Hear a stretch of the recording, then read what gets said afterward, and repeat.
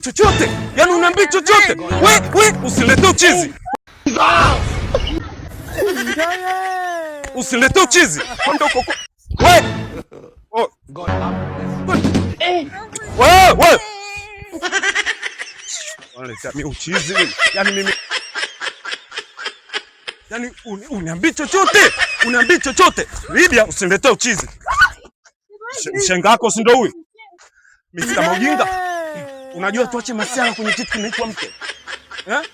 Wewe si ndio uliniwezesha huyu mwanamke? Naongea na wewe, uongo kweli?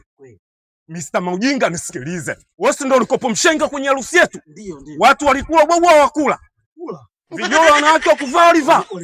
Wewe mwenyewe ulikunywa mtungi. Naongea na wewe. Si kweli? Kweli. Sasa huyu mwanamke simtaki tena. Mshenga nikwambia ukweli kitu. Huyu baba huyu ananidharau sana, ananipiga. Ana wanawake ananidharau. Ananipa mimi 1500. Mimi ndo ninakula mimi. Asubuhi, mchana, jioni. Mtoto mdogo.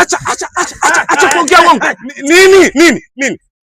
1500 haitoshi. 1500 haitoshi. Nyamaza. Wanaume wakiongea. 1500 haitoshi. Sikubwa. 1500 huyu. Hiyo 1500 toka leo kutoshi.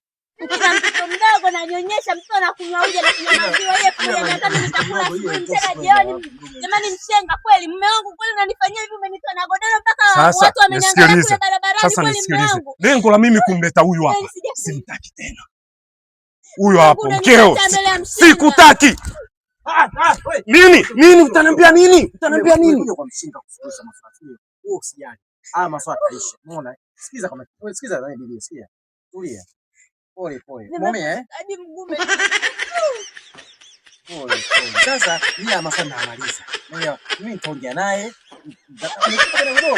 Amenifukuza mshenga, kanitoa godoro. Simtaki tena. Huyu ni wa kwako wewe, kwa sababu huyu wewe ndio unanipigia cross dongo. Mume wangu nalika tena. Taonana. Wewe mimi namdinya. Nakwambia kweli. Namdinya mimi.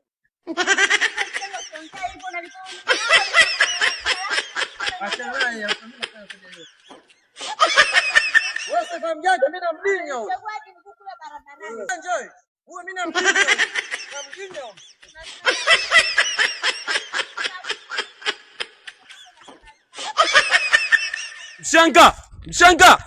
Oya. Mambo gani hayo mzee babu? Oya, mshenga.